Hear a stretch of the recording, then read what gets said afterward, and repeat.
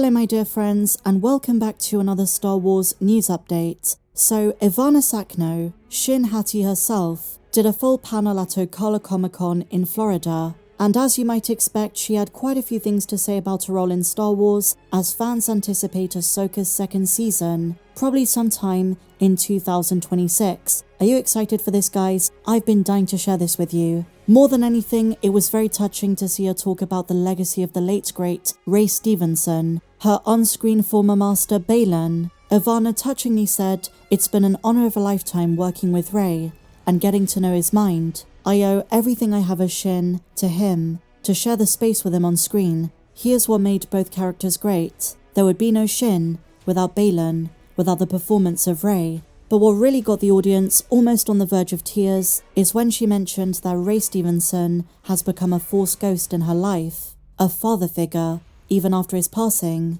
And she went on to state her favourite scene to film on the Ahsoka set was saying goodbye to Baylan at the end, because at the time, she didn't realise how significant that would end up being. It hits differently now that Ray's passed on. Ivanna is such a likeable person, and it's so great to see that she attributes the success of her character Shin to the work of her co-star, who to my mind is one of, if not the best, Disney Star Wars has to offer in terms of villains. But Ivanna is being too humble, because honestly she's one of the most fantastic actresses in the entirety of the Mandalorian time period, and I can really see Shin shining in the second season. Shin shining. Try saying that 10 times. It's really weird on the mouth. Anyway, moving on. And so after all of this, Ivanna took some questions from the audience, notably where she thinks the direction of Baylan's character is going to go. In light of Baylan's anger towards Anakin's legacy in the first season, Ivanna was asked why she thinks Baylan disliked Anakin so much. Was it because he fell to the dark side and was responsible for the downfall of the Jedi Order? Or was there something more? And she replied, quote, "I look forward to you one day finding out the answer to that." Now we have to understand that with NDAs, with all the secrecy surrounding these projects, whenever a question was asked that alluded to what's going to happen in Season 2, she had to deflect, keep things vague, and try to move on. I don't think she personally knows the answer to that question, and maybe she hasn't even seen the script for Season 2, given that filming begins in summer of 2025. But we have to assume big questions surrounding Baylan, and by extension Shin, are going to be addressed by Dave Filoni, even if Ray Stevenson himself is no longer with us. We've explored in quite some depth the relationship between Baylan's story and Anakin's Force ghost, the Mortis gods, Peridia. There are lots of directions Season 2 can take, and I'm sure we will get answers in due course. Maybe Ivanna does know. Maybe she's had these conversations with John and Dave, who she credits with so many creative choices on her character. But as we know from many interviews and testimonies of actors on the show, they do withhold a lot of information. It was the same with Morgan Elsbeth. We knew very little about her when she first appeared in The Mandalorian Season 2, but the Ahsoka show and Tales of the Empire helped to fill in the blanks. But my absolute favourite thing about listening to Ivanna is her passion and love for the character, but the franchise generally. And then she was asked something I've not seen anyone really ask her before. If she weren't playing Shin Hati, which Star Wars character would she like the opportunity to portray? And she responded with the classic Princess Leia.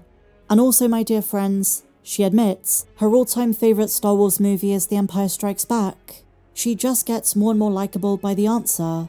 But that, my dear friends, is the summary of everything she said at Ocala Comic Con. She also addressed the Wolfren thing, fans who like to ship Sabine and Shin, and she admitted some of the most challenging but best scenes that she filmed were with Natasha Liu Bordisso, especially the first fight on Lothal.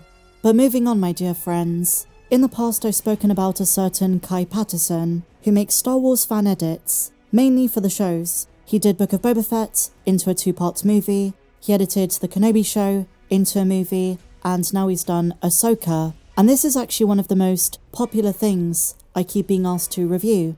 So I decided, like I did for the last 2 fan films, or should I say fan edits, to check it out. Now, I think Kai is a fantastic editor. I loved the way he elevated and transformed Kenobi, and once again, he blew my mind with the Ahsoka edit, the colour grading, reorganisation of scenes, lighting, chopping up, cutting out parts, making sure plot emphasis was consistent, the pacing was more appropriate, and just like for Kenobi, I truly think he's taken a Disney Plus show and made it 10 times better.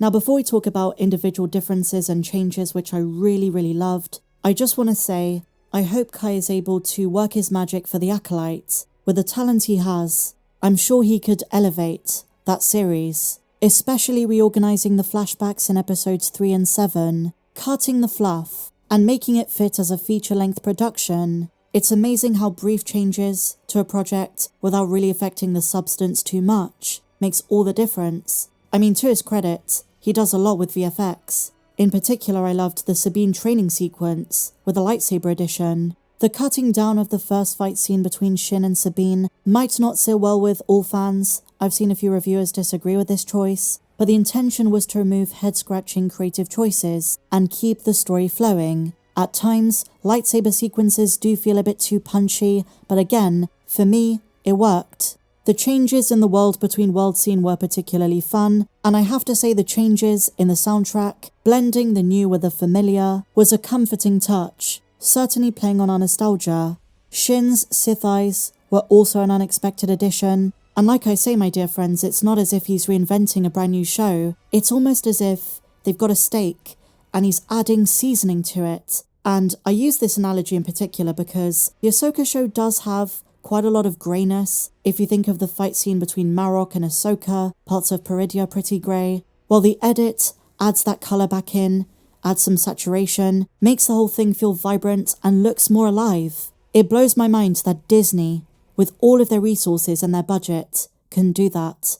So credit to Kai Patterson, his fan edits are amazing, and the Ahsoka one in particular, well, what can I say? It's almost like watching it for the first time all over again, with a different set of emotions. And it makes you wonder, was the Disney Plus format the best, not just for this show but for the Kenobi show? Maybe it is time for Star Wars to return to the big screen. I'll give you another example of what I'm talking about. If you watch the original scene of Ezra returning to the known galaxy, the Disney Plus version looks like it almost has a smoke screen over it, a sort of film that looks like it's concealing the true vibrancy of the colours that should be coming through, and the edit basically gets rid of that, and you get this beautiful, vibrant set of colours coming through, from Hera the green, her orange trousers, look at them on calamari, and then look at Chopper. Seriously fantastic job. Same thing with this scene, brightening up the world between worlds, where Ahsoka is having one of the most important conversations of her entire arc in Star Wars, her former master Anakin Skywalker right there, as a Force ghost, about to give her a final test. Same again with the lightsabers. I had the same criticism for the Acolyte. For whatever reason, recent Disney Plus shows just don't make the lightsabers bright and vibrant. They almost look like glow sticks. But if you watch the original trilogy and the prequel trilogy, lightsabers have this enormous, powerful, colourful beam. And when you watch the Acolyte in particular, I guess the Ahsoka show is not the best example for this, you see how dull it looks. Again, the edit brightens it up. And sometimes the way the original Disney Plus show was filmed and edited, it obstructs emotions, makes them less poignant and dramatic, and, like I say, the edit absolutely clears this up. Huge kudos to the Patterson cut, once again doing something which I think is phenomenal, like his other fan films. But what do you guys think? Let me know your thoughts on everything we spoke about in today's video, and are you looking forward to Ahsoka Season 2? Share your thoughts in the comments, and if you enjoyed this video, please be sure to give me a big fat thumbs up, subscribe if you're new, why not check me out on social media, at Star Wars Meg1 on Twitter, and I'll see you in the next video. May the Force be with you, always.